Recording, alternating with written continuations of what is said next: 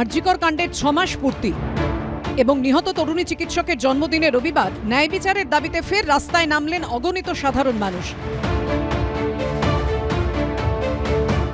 মৌন মিছিলের মাধ্যমেই চলল জোরালো প্রতিবাদ, উঠল আসল দোষী বা দোষীদের শাস্তির দাবি। কলকাতা থেকে জেলায় যখন এই ছবি, তখন প্রয়াগরাজে তর্পণ করার পাশাপাশি নিহতের পরিবারের আর্জি মেনে বৃক্ষরোপণ করলেন সুকান্ত মজুমদার। শ্রদ্ধা জানালেন বিরোধী দলনেতা থেকে শুরু করে বিজেপি বিধায়ক অগ্নিমিত্রা পাল।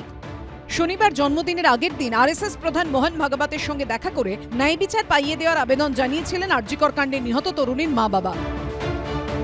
রবিবার তরুণী চিকিৎসকের জন্মদিনে ন্যায় বিচারের দাবিতে সরব হলেন একাধিক বিজেপি নেতা।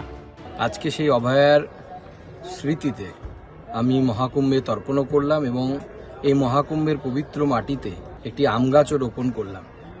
আশা করব যে আমাদের এই সকলের প্রয়াস, ঐক্যবদ্ধ প্রচেষ্টা আগামী দিনে যারা বৃহত্তর চক্রান্তে জড়িত ছিল তাদেরকে আইনের সামনে আনবে এবং উপযুক্ত শাস্তি পাবে। আমরা অভয়াকে ভুলিনি, ভুলতেও দেব না। এদিন সন্ধ্যায় তার বাড়ির কাছে আরেকটি স্মরণ সভায় অংশ নেন বিরোধী দলনেতা। এর বিচার যদি সঠিক না হয়, মানুষ কি করে এই সরকারকে বিসর্জন দিতে হয় মানুষ সেটা জানে, মানুষের উপরে ছেড়ে দিন। বিনীত গোয়েল আর মমতা ব্যানার্জি দুজনের জেল চাই। আর পরিবার সামগ্রিক তদন্ত এবং বিচারের উপরে খুশি নয়, আমরা পরিবারের সঙ্গে আছি। জবাব দিয়েছে তৃণমূল। বিজেপি নেতারা আরো ভালো করে প্রমাণ করে দিচ্ছেন যে বাম, অতিবাম, কংগ্রেস, বিজেপি, আরএসএস এরা সব হাতে হাত মিলিয়ে এই অভয়া ইস্যুতে মানুষকে বিভ্রান্ত করছে, রাজনৈতিক ফায়দার জন্য ব্যবহার করছে। বিজেপির কথা বলার মুখ আছে? আজকে বিজেপি এগুলো, সিপিএম এটা শুধুমাত্র রাজনীতির জন্য ব্যবহার করছে। কোন সিপিএম নেতাকে দেখেছেন তাদের জমানার এই ধর্ষণ খুনের জন্য কোনোদিন দুঃখ প্রকাশ করতে, ক্ষমা চাইতে?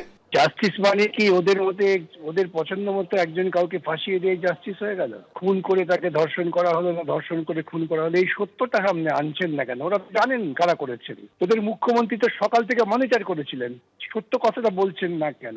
যতক্ষণ না এই সত্য সামনে আসবে মানুষ আন্দোলন করবেই।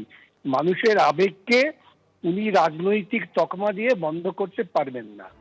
আরজিকর কাণ্ডে দোষী সাব্যস্ত সঞ্জয় রায়কে আমৃত্যু কারাদণ্ডের নির্দেশ দিয়েছে শিয়ালদা আদালত। সেই নির্দেশকে চ্যালেঞ্জ করে হাইকোর্টে আবেদন করে রাজ্য সরকার ও সিবিআই। যদিও নিহতের পরিবারের অভিযোগ, আসল দোষীদের আড়াল করা হচ্ছে।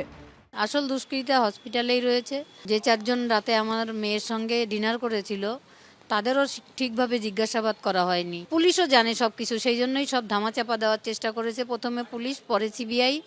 কেন বড় মাথাদের আড়াল করা হচ্ছে? 9 আগস্ট পুলিশের যে ব্যবহার, পুলিশ অপরাধীদের ধরার চেষ্টা করেনি, ধামাচাপা দেওয়ার চেষ্টা করেছে।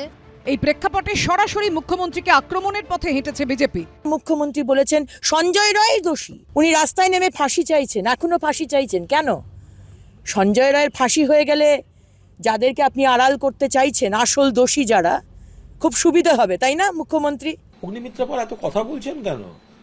সিজিও গিয়ে ওনাদের দলের বাহিনী সিবিআই তাদের সঙ্গে গিয়ে কথা বলুন না। মুখ্যমন্ত্রী কেন দোষী বলবেন? সিবিআইও তো দোষী বলেছে, কলকাতা পুলিশও দোষী বলেছে। তো সিবিআই কাদের? অগ্নিমিত্রা পালের। তো বাইরে এত বড় বড় কথা বলছেন কেন? যদি কোনো বক্তব্য থাকে সিবিআইয়ের কাছ থেকে জেনে আসুন। রাজনীতির তরজা চলছে, চলবেও, কিন্তু ন্যায় বিচার কি মিলবে? আসল দোষীরা কি কোনো দিন সামনে আসবে? শিবাশিস মৌলিক, অনির্বাণ বিশ্বাস ও কৌশিক গাঁতাইতের রিপোর্ট, এবিপি আনন্দ।